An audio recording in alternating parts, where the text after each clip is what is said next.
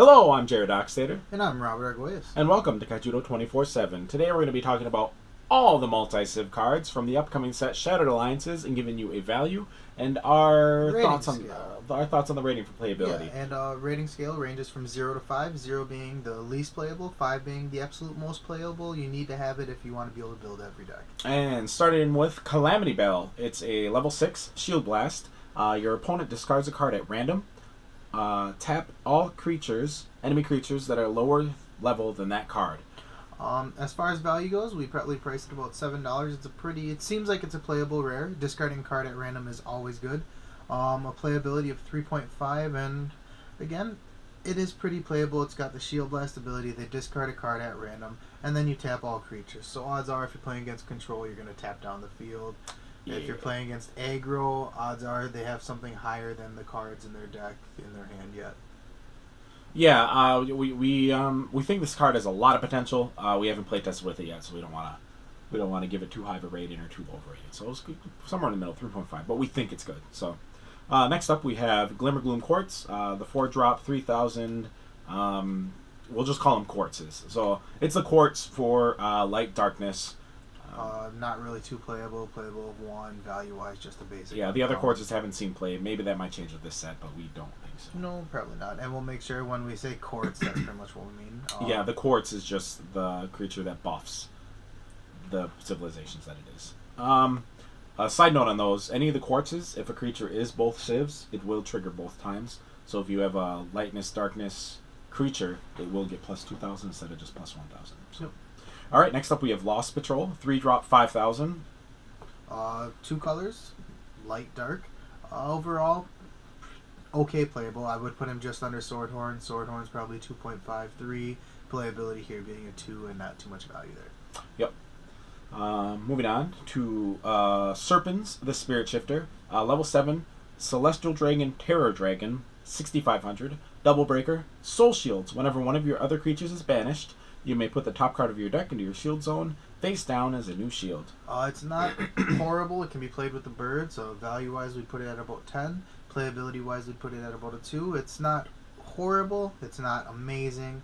It's just okay. I actually think it's very good. We did put it with playability too because I think you have to build around it to make it good. Like if you played birds with this guy, I think it'd be very strong because if you play mid-ranger creatures, if they want to counter swing, they're going to be giving you shields. Kind of crazy. Next up, Spire Puppet. He's a Mecha Thunder Evil Toy, level 4, 2,500, with the ability Tainted. When this creature enters the battle zone, your opponent discards a card at random. Random, always being good. Value-wise, we don't see too much, a little bit, maybe a little more than a basic common. Playability, 3.5. This is basically a way better Fumes. Yeah, it's bigger. It does at random, which is infinitely better than letting them choose. A downfall or a plus is it's light and dark, so you do need to have both unlocked. But then again, if you're playing a multicolored deck, this is better than Fumes because you get both colors. And at 4, you should have both colors. It'd be pretty bad beats to not have both. So, yep. Next up, Stingwing, level 2, 4,500, Enforcer Brainjacker. It is a blocker skirmisher with the ability Angry Swarm. When this creature wins a battle, banish it. All in all, not too much there value-wise. Playability 2. It's a big creature for 2. It's 2 colors. That's pretty much what it really is. And you can. It is an enforcer, so you can evo on top of it. So it can be played in if you want to add dark in a mono light rush to make it a light dark rush. I don't know if that can actually be a thing, but it's there. The support is there. Now I might be completely wrong, but I think Angry Swarm is actually the flavor or the ability wording of another card that has the same exact ability. So. Well, I mean, if you can figure that out, if you know the card, or if I'm just completely off my rocker, let me know. Next card, Targusher, level 3, 1,500 Enforcer, Tarborg. It's a Slayer, and the ability Gunk Up. When this creature is banished, tap target enemy creature. Value-wise, $1.50 as an uncommon. It's okay. It's got Slayer. It can tap an enemy creature. Playability, we'd probably give it about a 3.5. It's overall just... Yeah, I think in the type of list you played in, it'd be very good to swing into an enemy creature, slay it, and then gunk up one of the other creatures, and then swing into it and kill it. It's like a pseudo board wipe for a mid-range list. And again, it is an Enforcer, so light dark Enforcers, Enforcer Rush. Yeah, could be a thing here. Next up, Zoltara the Mercenary, a level 6, 3K. Two abilities. Hold the line. When this creature enters a battle zone, all of your creatures get blocker until the start of your next turn. And Void Vapor. When this creature enters a battle zone, your opponent chooses and discards a card. Value-wise, not too much there. It's a rare, so maybe $1. Playability, 1.5. And the 0.5 is because it's an enforcer. It has an Evo chain that can go on top of it. Aside from that, not too much there. Yeah, two abilities. I don't really think they're that amazing. I know there was an article on the Kaijudo main webpage talking about the hold the line ability where it can buy you a turn. I think Ryan Miller wrote the article. Yeah, very relevant that. But I think the lists are going to be played in are going to be more mid-rangey since it does cost 6 and you're not necessarily going to be looking to buy a turn. Unless the meta is Heavy Rush. Next up is our last light dark card, and it is our super rare for that color combination. Twilight Archon, level 9, 11,500, blocker, double breaker, immobilize. When this creature enters the battle zone, tap target enemy creature. That creature doesn't untap at the start of your opponent's next turn, and impale. Whenever you cast a spell, banish target tapped enemy creature. So all in all, I think it's got a good amount of playability. Value-wise, we put it at $18. Playability, we put it at 3.5. All in all, it's a good, efficient card. I mean, destroying a tapped creature is good. Tapping down a creature is good. Yeah, I mean, this was one of our initially spoiled cards. It turns all of your shield blasts into removal spells if the creature doesn't have an ability that makes it untargetable. It is a blocker. It can block Andromeda the Citadel and trade with it. I mean, there's a lot of ups here. I don't know if I see it as a 3 of as a finisher, because it doesn't do quite as much as an Andromeda. But in the right deck, I think it's got some possibilities. It'd be a very powerful card in the right deck. All right, moving on to our Lightness Fire. We have Oxos the Avenger, a level 6 Enforcer Attack Raptor. I didn't know it was an Enforcer too. Odd. 3,000 with the ability Hold the Line. Comes into play. All of your creatures gain blocker until the end of the turn. And Flame Jet. When this creature enters the battle zone, banish target enemy creature that has power 2,000 or less. Value-wise, buck. It's a rare. Playability-wise, 1.5. Again, it's got the 2 abilities. It can banish a creature, but it's 6. It's level 6, and it's just kind of steep. Yeah, and I for one prefer the word instead of Flame Jet, like Headbutt. I think Headbutt's the ability on Meteosaur for that banish at 2,000 or less. I think that's better than Flame Jet. Moving on, level 4, 2,500, Blitzer-Mech Falkora, Mecha Thunder Stomper, fast attack, and Thunder Strike. Whenever this creature attacks, tap target enemy creature. Value-wise, we'd put it at $8. Playability, we'd give it a 4. It's pretty good in the right aggro deck, I think. It's definitely got a home. Yeah, he's he's kind of small, but like to come into play and to be able to attack right away and potentially win the game for you, or swing in, tap down their blocker, open up the play for the rest of your creatures to swing in. I mean, there's just a lot of options. There's a lot of utility built into this dude. So I think he's pretty good, and we'll be seeing him in the future. Oh, yes. Flamewing Phoenix is our next guy. Storm Patrol Firebird. Level 5, 2,000. Powerful attack, 3,000. And re-energize. If this creature would be banished, put it into your shield zone down as a new shield instead. Value, not too much there. Just the basic uncommon. Playability, 1.5. Getting additional shields are pretty good. Aside from that, do you see anything else really going on? Yeah, no, all of these abilities that give us like a creature that turns into a shield. I think they need to be paired with blue so you can play something like Cyberlord Coral so you can like pull it up and put something relevant down so they don't know what that shield is anymore. It is kind of cool giving you like an extra quote unquote life, but I don't know if it's that powerful. So yeah, playability. Most of the times you swing for the win. It doesn't matter how many shields they have. Yeah. Metal Max, Enforcer Stomper, level 2, 3,500. Vanilla, so no abilities. Red and white again. Value-wise, not too much there as it's a common. Playability, though, 2.5. I do think if red-white does become an archetype that we will be seeing this card played. It's overall efficient, I feel. Completely possible to run an Enforcer Dracon list where you run both Evo Chains just for the ability to go in one direction or the other based on your opening hand. Or even just splash red in a mono light. Well, it wouldn't be mono light anymore, but turn Enforcers, give Enforcers utility with red. It wouldn't be impossible with this guy. So, yeah. The playability 2.5. Next up, Plasma Pincer. Level 3, 1,000. Powerful attack, 4,000. Ability Skitter. At the end of each of your turns, untap this creature. Value-wise, not too much there. Playability-wise, 3. He can't be attacked. You just always keep on tapping. Yeah, so. I think this is the lowest level creature that we have this ability on. I could be wrong, but I think it is. And coming down on turn 3 and be able to do that, turn 4, turn 5, turn 6 is very strong, I think. That's all the removal, but again, if we're seeing all the support for a Firelight Rush deck, that could be a contender in the next upcoming meta. Next up, we have Prototype Gunship. It's a Storm Patrol Stomper, level 3 for 3,000 with Blocker Skirmisher, and then Reactor Breach. Whenever this creature is banished, banish target enemy creature that has power 2,000 or less. Value-wise, not too much there, but playability 2, I might even give it a 2.5. This is the only red blocker, I believe, that there is, after looking through. I think that's the only red blocker, so that's one thing to remember. So that's why I'd probably give it a 2.5 maybe instead of a 2.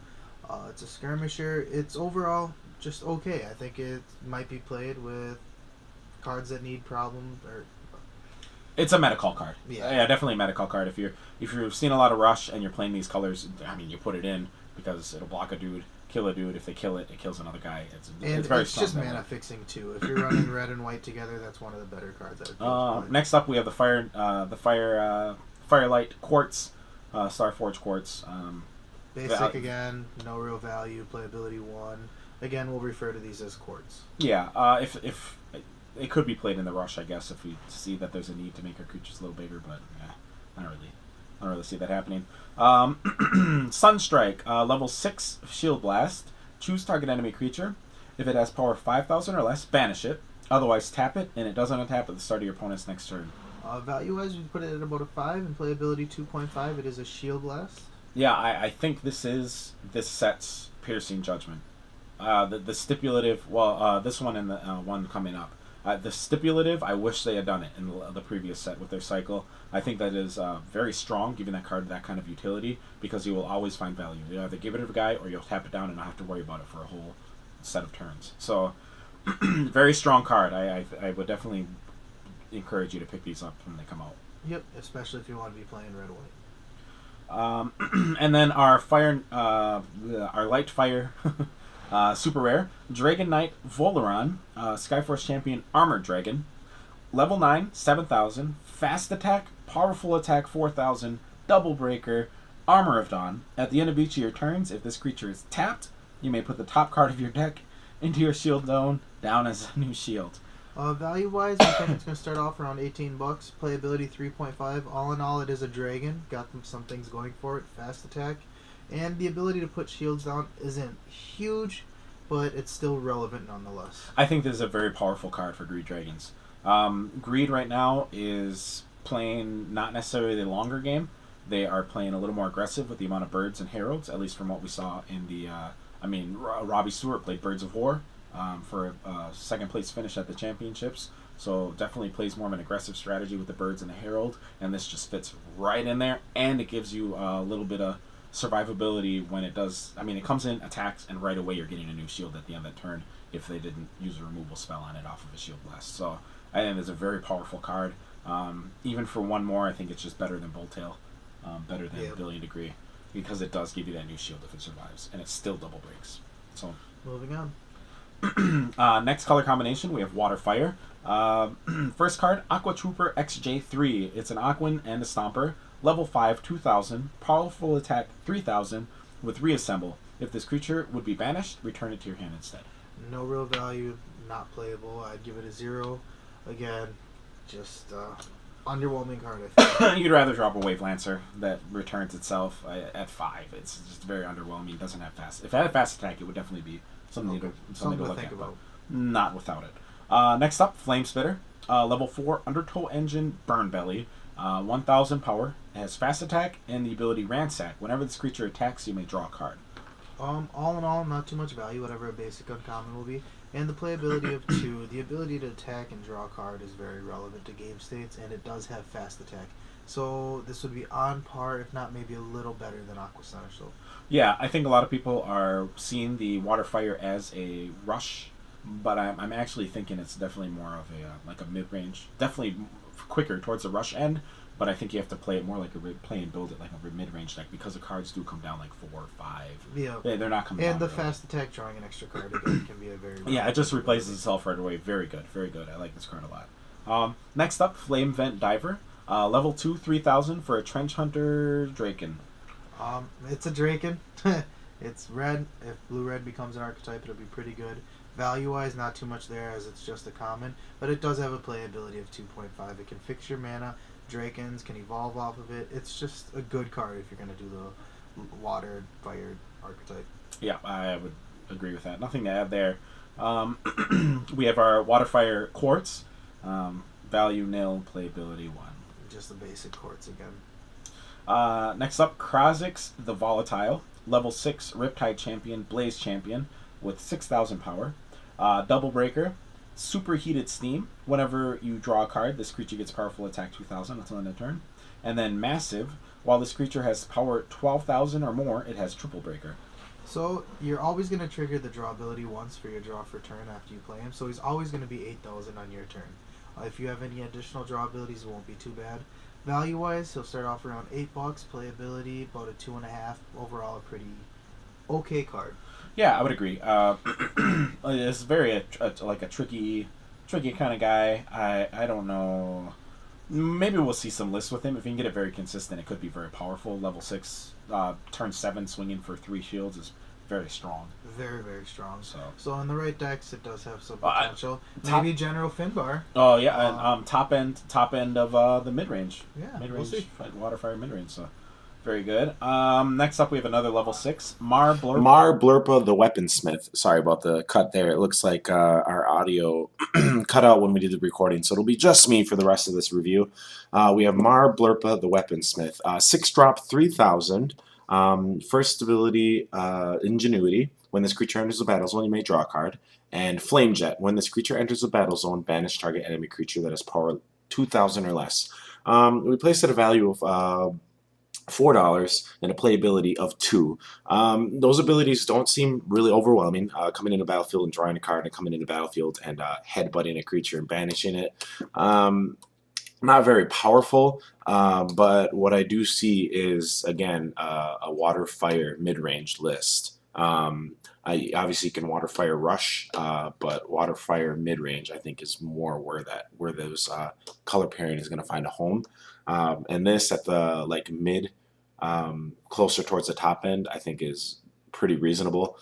You should be playing very proactive, so if there's anything in the way or anything counter swinging, if you're playing against a rush list, the headbutt or the Flame Jet ability on this guy will be enough to knock him out, and he'll replace himself. We have the value at 4, but I'd probably say more, since it is just a rare, probably like 1 or 2, and then a playability of 2. Like I said, top end of the mid range. Otherwise, I don't really see him being very useful. Next up, we have Scalding Surge, the 4-drop, level 4, Shield Blast. Choose target enemy creature. If it has power 3,000 or less, banish it. Otherwise, return it to your opponent's hand. Again, this is another card that I really like. I wish I kind of had done this a little bit with the last set of spells, but I really think these are going to be the Piercing Judgments of this set.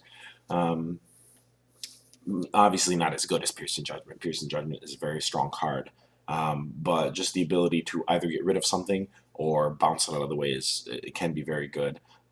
It's very flexible that way, so it helps against rush because it'll just get rid of the thing, and it's very good against your mid-range and control lists because it'll get it out of the way and give you another turn to do whatever. So we gave it a value of 8 and a playability of 3.5.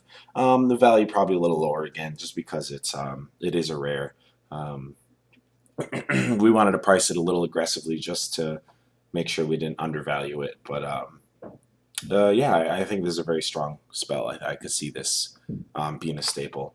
Next up, we have Unstable Rockhound, 3-drop, 2,000, Cybervirus Rock Brute, with the ability Viral Purge. When this creature is banished, you may return target creature from the battle zone to its owner's hand. So, maybe in a rush, more of a rush style list, this would be fine because you can swing, and if they choose to knock it out, you can bounce one of their dudes. Like, interesting card. Very interesting. We give it a value of whatever a common's going to be valued at and a playability of 1. Maybe I could argue 1.5 because that is pretty interesting. If they choose to answer it, you could just bounce something out of the way. But it's not as good with all of the interplay effect creatures we have right now, because they could just hit it, and if they have a bunch of interplay effects, then you're kind of in trouble. Yeah, so not much to say about that guy. Moving on, we have the super rare from Waterfire. Heretic Prince Var-rakka, a level 8, 9,000, very aggressively costed there. Cyberlord Armor Dragon. He double breaks, fast attack, heat wave. All of your other creatures have fast attack. Yep, and overheat at the end of each of your turns. Choose one of your creatures in the battle zone and return it to your hand. We actually spoiled this card on our channel a week or so ago. And we put the value here at about $30, and it's a playability of 4.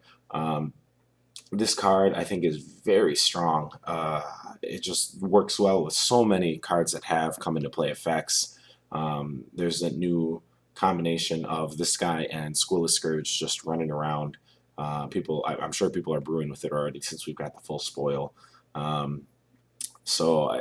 There's a lot of potential for this guy to be a very, very important card in the upcoming meta. So yeah, again, a value of $30 and a playability of 4. You couldn't put him at 5 because you need to play with interplay effect triggers in order to make him really that great. Because with the bouncing at the end of turn, you'd almost rather play Gilliflame if you're going for something super aggressive like that. So, moving on. Level 3, Blue Morden, 4,000. Cybervirus Treekin. It is blocker guard, and if it would be banished, put it in your mana zone instead. Pretty straightforward. And next up we have Crystalize, level 5 Shield Blast. Return target creature from the battlefield to its owner's hand. Then that player chooses a card from his or her hand and puts it into his or her mana zone. Obviously, the comparison here is to Crystallize, Grip of Despair. This card is definitely not as good as Grip, just because it doesn't, off of an early Shield Blast, you're just kind of helping your opponent. You can look at this card as another Root Trap. It'll get rid of a card permanently unless they're running something like Kivu, the Ingenious, who we haven't hit yet in this review, or some other mana manipulation. I think it's very good. I would definitely play with this card, just because when they have no cards, it is as good as a removal. And sometimes that's what makes Grip good enough. We have a value of 8 and a playability of 4. Again, we are aggressively pricing these, but if I could foreseeably see this going as far as half of that, about 4. Next up, we have Kivu, Ingenious Shaman. He's a level 7 Cybervirus Spirit Totem with 7,000 power. He double breaks, and whenever this creature enters the battle zone, you may choose a card in your mana zone and return it to your hand. If you do, put the top card of your deck into your mana zone. We put him a value of 12 and a playability of 3.5. I really think this card has a lot of potential as a 1 or 2 of. I don't really see the usefulness in a mid-rangey type list, but in more of a control style list, definitely very powerful. If you have a Tritonus in graveyard and you know that there's a Tritonus shielded and you mana zone your Tritonus at the beginning of the game, you draw this guy turn 7, you can turn 7, drop him down, pick the guy up. A lot of people on the team, or Steven on our team, was saying that, they would just mesmerize you and get the card out of your hand that you just picked up. But I mean, I think they either have it or they don't, and if they do, okay. You aren't really losing that much value because you do re-ramp. You're not just straight losing that resource in your mana zone. So I like this card a lot. I think it'll show up in a lot of lists. Value 12 again, and a playability of 3.5 out of 5. Next up, we have Lore Strider, level 4 Cyberlord Spirit Totem with 4,000 power. He has Ancestral Archive. Whenever this creature attacks, you may draw a card, and Walks with Spirits. If this creature would be banished, put it in your mana zone instead. This guy, we give a value of whatever an uncommon's going to be valued at, and a playability of 2. It gets 2 because it has 2 very solid abilities and it is a Cyberlord as well, so you can evo it. I don't really know if a green splash in Cyberlords would be, in like a Emperor Neuron style list would be okay. Maybe if you were looking to play like the Cyberlord Evo chain and the Beastkin Evo chain with Bronze Arm Sabretooth, then maybe you could do this. But yeah, just the playability too. I think it's good, but it's not great. Next up, we have the Quartz for water nature. Pretty straightforward. Probably my favorite art for the Quartz is the monkey kind of hanging out, looking all quartzy. I don't know. Value of nil, playability of 1. Next up, we have a level 6 3000 Oktuska the Infused. He's a Cyberlord Beastkin. Ingenuity. When this creature enters the battle zone, you may draw a card. And Mana Tendrils. When this creature enters the battle zone, you may put the top card of your deck into your mana zone. If we notice something, we see that they're using Ingenuity as the enter, play, draw a card ability keyword. So that's pretty neat that they're actually moving more towards reusing keywords instead of making them up new every time it hops up.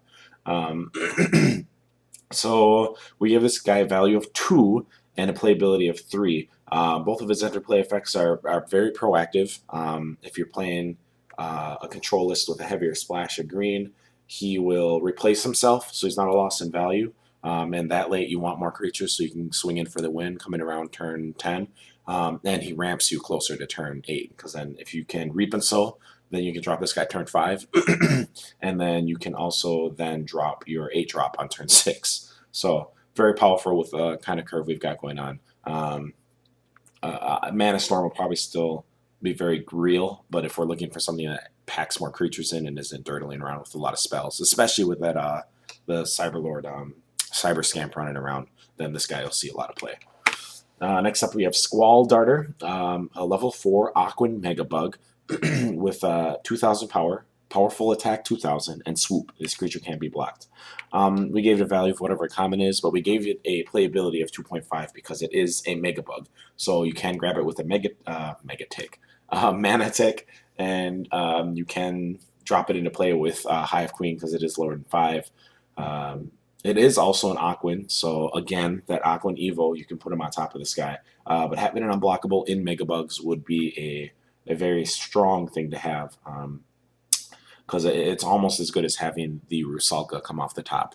Not as good, obviously, because it's not immediate gratification, but it's pretty strong. So I wouldn't be surprised to see some of these guys pop up in Megabug lists. Next up, we have Wavebreaker Tribe, a level 2 Aquan Beastkin, 3,000 vanilla with no abilities.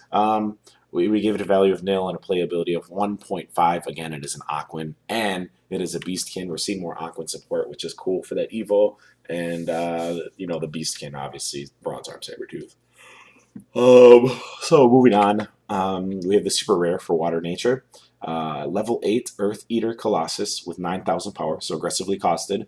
Borran the Reality Shaper, Double Breaker, and Transform Essence. Whenever this creature or one of your other creatures is banished, you may reveal the top card of your deck. If it's a non-evolution creature, put it into a battle zone. It is not.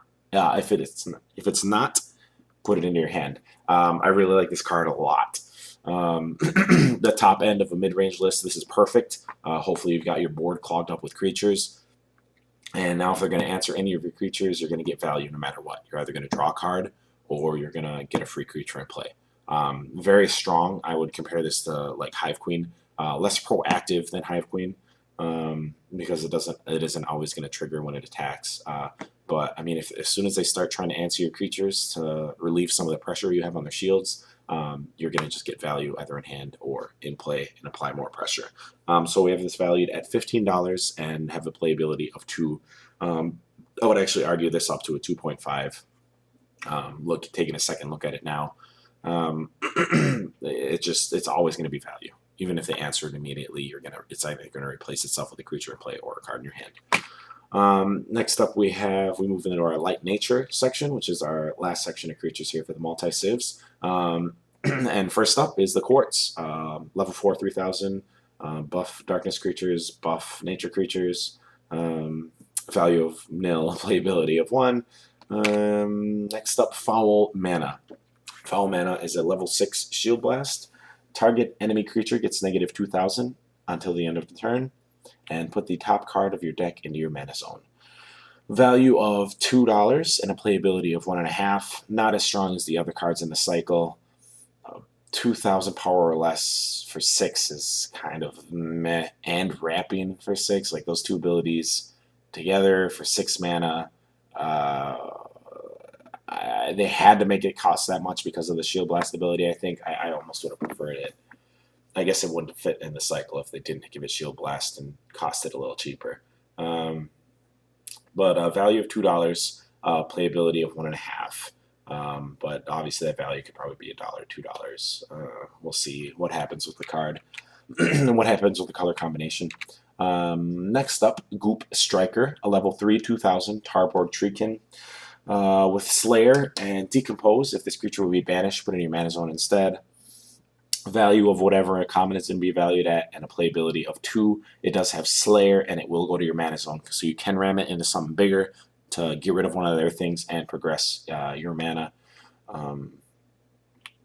That's the only reason it made it up to 2. Otherwise, we don't see Tarborg Treekin support yet.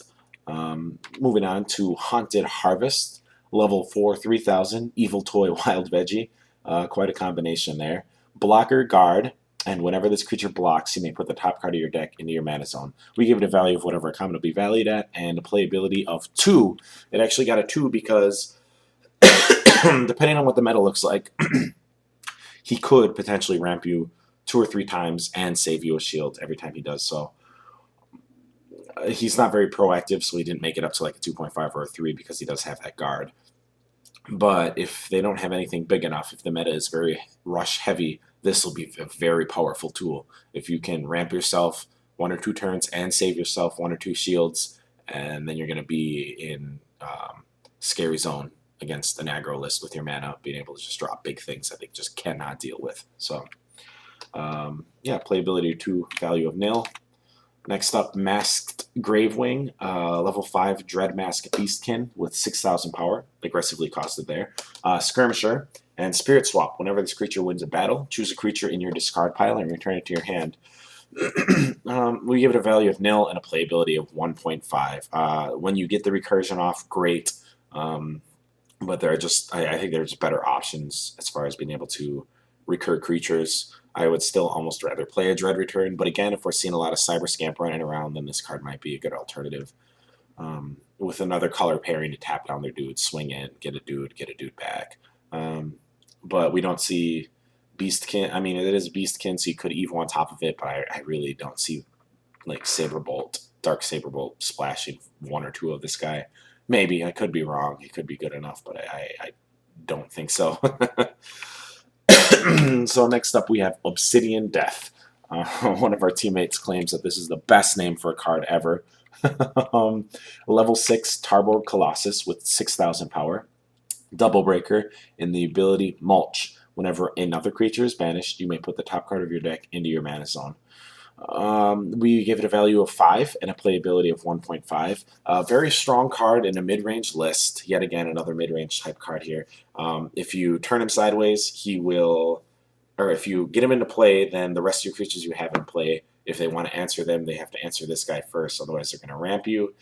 Sometimes it won't matter because you are playing a mid-range list. But being able to play multiple spells off of Shield Blasts if they do, or off of Shields if they do decide to turn aggressive, can be very strong and can stabilize you and bring you right back into the game. So maybe a card as a 1 or 2 of, because he does double break at 6, so he's not awful.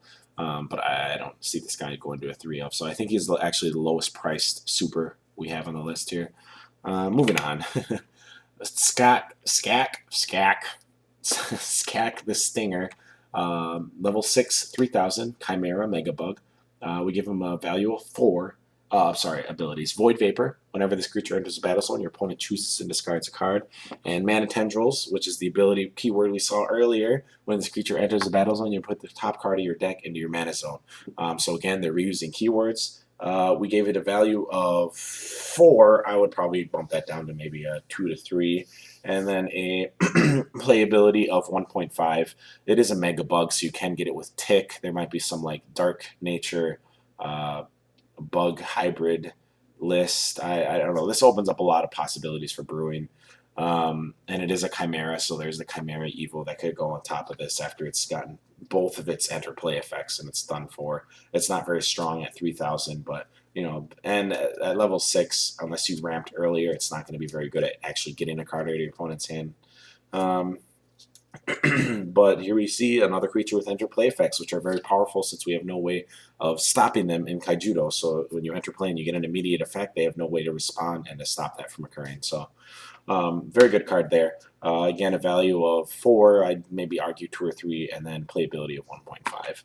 Next up, we have Terror Hound. He's a level 4 Spectre Beastkin and 5,000 with no abilities. Value of 0 and a playability of 1. He is a Beastkin. You can Evo on him. We don't see any Spectre support, but we might because one of the masters in the TV series does use Black Feather. I can't think of the name now. But and he's a Spectre, so we might see Spectre support somewhere in the future. But for now, playability of 1.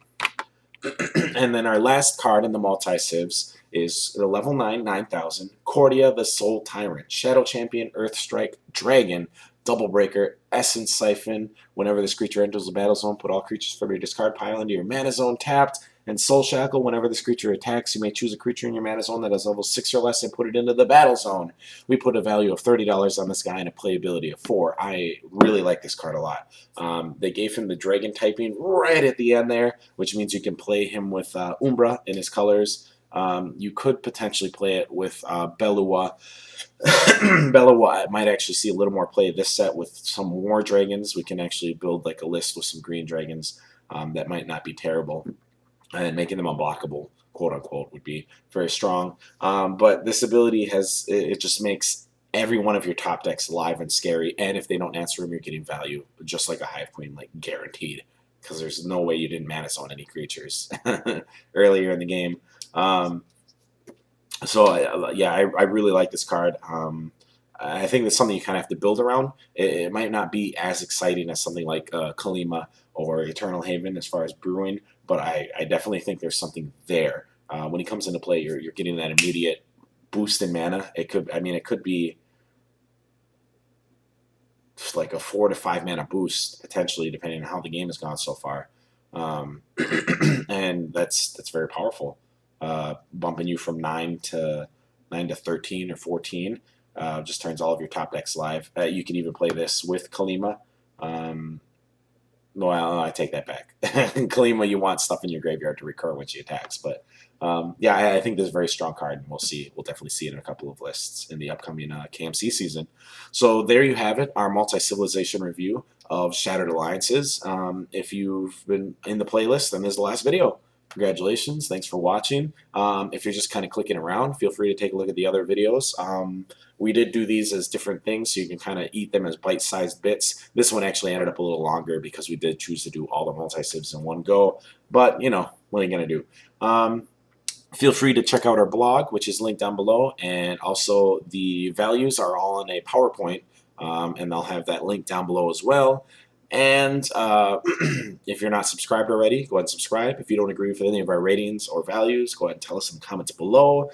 Feel free to check out our blog. I think I might have already plugged that, and I just repeated myself. And also feel free to check out our affiliated online store, Cards Now, 24/7. To purchase any singles. I think right now they have a site-wide 15% off for a limited time only, so go ahead and take a look at that. And thanks for watching.